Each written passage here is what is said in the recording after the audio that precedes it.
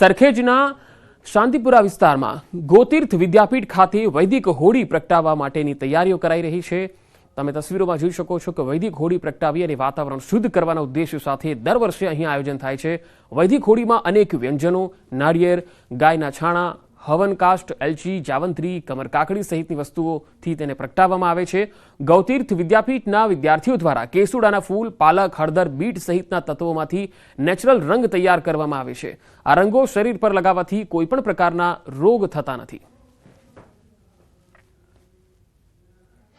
હોળી પવિત્ર તહેવાર છે અને શિયાળાની પૂર્ણાહુતિ અને ઉનાળાની શરૂઆત થતી હોય છે ત્યારે આ હોળીનું પર્વ આવતું હોય છે। તેમાં ઋતુજન્ય રોગો દૂર કરવા માટે હોળીનું વિશેષ મહત્વ હોય છે। ઋષિમુનિઓ જે છે તે પહેલાં વૈદિક હોળીની ઉજવણી કરતા હતા। તેમાં અવનવા વ્યંજનો જે છે તે હોળીની અંદર મૂકતા હતા જેથી કરીને વાતાવરણમાં શુદ્ધિ થાય, રોગો જે છે અવનવા જે આવતા હોય છે તેને ટાળી શકાય। તે માટે થઈને આ પ્રકારના વિવિધ જે વ્યંજનો મૂકવામાં આવતા હોય છે જેથી કરીને વાતાવરણ શુદ્ધ થાય અને નવા રોગોને ટાળી શકાય। આપ જોઈ રહ્યા છો કે આ જ પ્રકારની વૈદિક હોળી જે છે તે અમદાવાદમાં પણ ઉજવણી થઈ રહી છે। તેમાં તગર હોય, પુષ્કર મૂલ હોય, શંખપુષ્પી હોય, ગોખરું હોય, ઇન્દ્રજવ હોય, પલાસ હોય, તજ હોય, કપૂર કાચલી હોય, કપૂર હોય, અર્જુન છાલ હોય, મંજીષ્ઠા હોય, ગુગળ હોય, જાવંત્રી હોય કે તમાલપત્ર હોય, આ તમામ વ્યંજનો જે છે તે હોળીની અંદર નાખવામાં આવે છે। એ જ રીતે વિવિધ જે કહી શકાય કે આ જે કાષ્ટ જે છે તેનો પણ ઉપયોગ કરવામાં આવતો છે। ઉમરો હોય, ખીજડો હોય, બીલી હોય, વડ હોય, આ તમામ જે કાષ્ટ જે છે તે હોળીમાં નાખવામાં આવતા છે। એ જ રીતે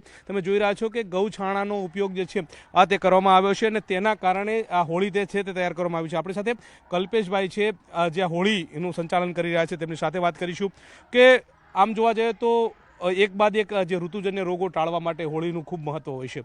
આ ઋતુજન્ય રોગો ટાળવા માટે હોળીનું શું મહત્વ હોય છે અને વૈદિક હોળી કોને કહેવાય છે?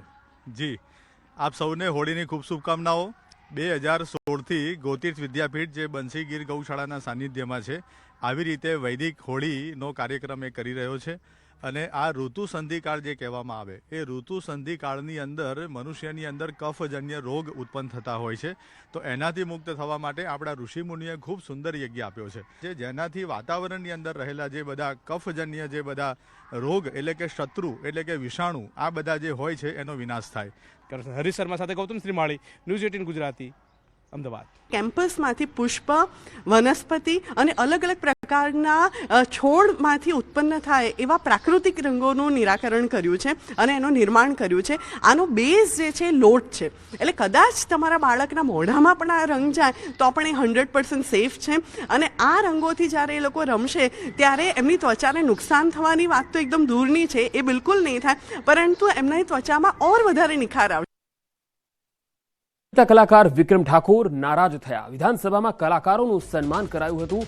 વિધાનસભામાં કલાકારોને બોલાવ્યા હતા। ઠાકોર સમાજના કલાકારોને ન બોલાવતા નારાજ જોવા મળ્યા। સોશિયલ મીડિયામાં વ્યક્ત કરી નારાજગી। નવગણજી સાથે ચર્ચામાં વ્યક્ત કરી હતી નારાજગી।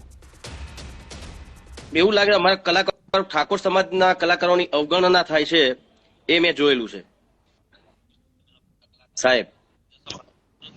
ઘણી જગ્યાએ મેં નોટ કરેલું છે કે આપણા ઠાકોર સમાજના કલાકારોની અવગણના થાય છે અને આ કલાકારોના એક અલગ અલગ બધા ગ્રુપ બની ગયા છે જેમાં આપણા ઠાકોર સમાજના કલાકારોને ઘણા લોકો બાકાત રાખી રહ્યા છે। સારા સારા કલાકારો છે, એવું કશું નહીં, પણ એવું થતું હોય છે। આપણે કોઈ કલાકારનું એવું કોઈનું કોઈ નાત જાતની વાત નથી, કલાકાર કલાકાર છે, એમાં કોઈ નાત જાત આવે જ નહીં। દરેક કલાકારનું ત્યાં સન્માન કર્યું, દરેક એમનું પણ અમારા ઠાકોર સમાજનું તમે કોઈ કલાકારનું સન્માન ના કર્યું, થોડું ખોટું લાગ્યું અને આ કોઈ